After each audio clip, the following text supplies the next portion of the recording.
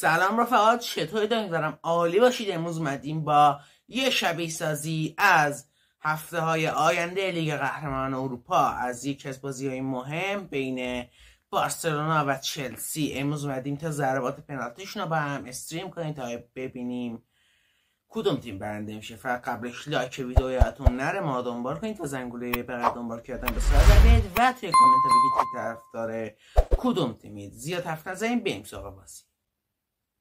پنالتی اول لواندوفسکی قرار بیاد بزنه. لواندوفسکی مقابل سانچز.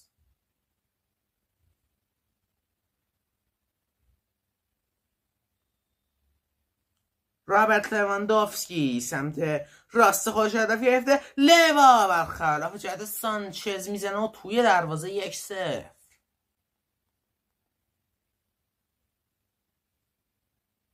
حالا بریم برای پنالتی دوم برای این بازی که بازیکن چلسی قرار بزنه. ژائو پدرو میزنه و میگیره شزنی. 1-0 بارسا.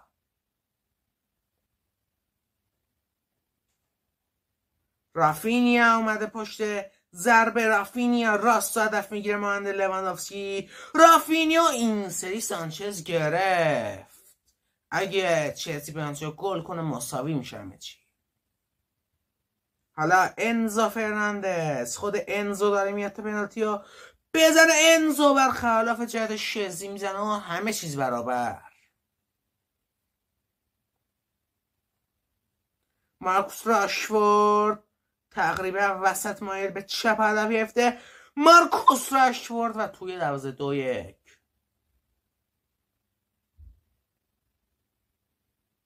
ریس جیمز قرار این پنالتی رو بزنه. ریس جیمز باز هم بر چپ زد. چلسی 3 تا پنالتی زده، 3 تاش هم چپ زده. یامال وسط هدف گرفته. لامین یامال و توی دروازه 3-2 بارسا. 4 پنالتی 3 تا رو گل کردن. باید ببینیم چلسی آیا میتونه همانند بارسا از 3 پنالتی 4 تاشو گل کنه یا نه. حالا ژائو پدرو برخلاف جهت شزی میزنه و 3-3.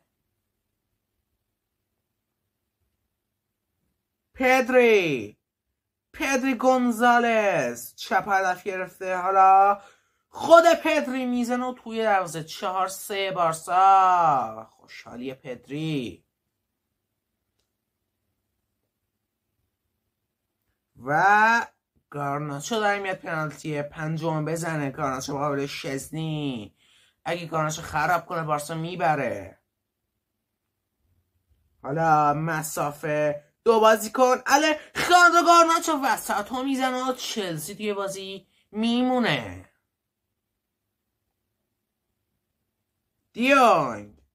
فرانکی دیونگ راست هدف گرفته. حالا فرانکی دیونگ هلندی میزنه میگیره سانچز. اگه چلسی پنالتی گل کنه کار بارسا تمومه و ناراحتیه فرانکی دیونگ.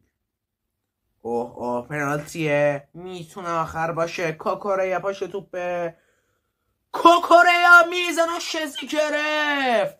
بارسا میمونه توی بازی. خدای من چه صحنه حساسی بود. حالا الخاندرو بالده وسط هدف گرفته. الخاندرو بالده توی دروازه 5-4. خوشحالی بالده.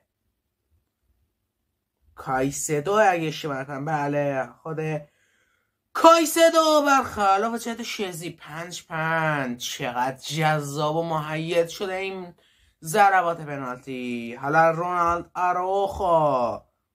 آروخو چپ هدف گرفته. آروخو کاپیتان رونالد آروخو و توی دروازه برخلاف جهت سانچز میزنه.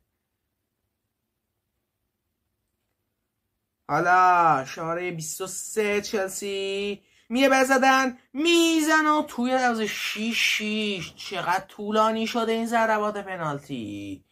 و کنده قراره بیاد برای زدن. لحظات حساسیه. کنده چپ هدف میگیره. کنده قرار زمینی هم بزنه. کنده شوت کنده و رابرت سانچز میگیره پنالتیشو. اوه اوه اوه اوه، بلیت طلای چلسی برای برنده شدن. فوفانا میگیره شزی 6. چقدر طولانی شده این ضربات پنالتی. حالا پاوکو بارسی راست هدف گرفته مقابل رابرت سانچز رو توی دروازه. پاوکو بارسی پنالتی 7م بارسا رو گل میزنه. البته پنالتی 7م بارسا بود که گل شد. مالا گوستو این بازیکن کیان چلسی داره بریم میاره. گوستو به تمام 7-6 بارسا پیروز میشه بالاخره. پس از کلی طول بارسا چلسی رو در ضربات پنالتی با نتیجه 7-6 شکست میده. خب رفقا به پایان این ویدیو رسید. مگه این ویدیو دوست داشتید لایکش کنید، ما رو دنبال کنید و زنگوله بغل دنبال دادن به صدا بیارید. تا ویدیوهای دیگه دوستتون دارم. خدا نگهدار.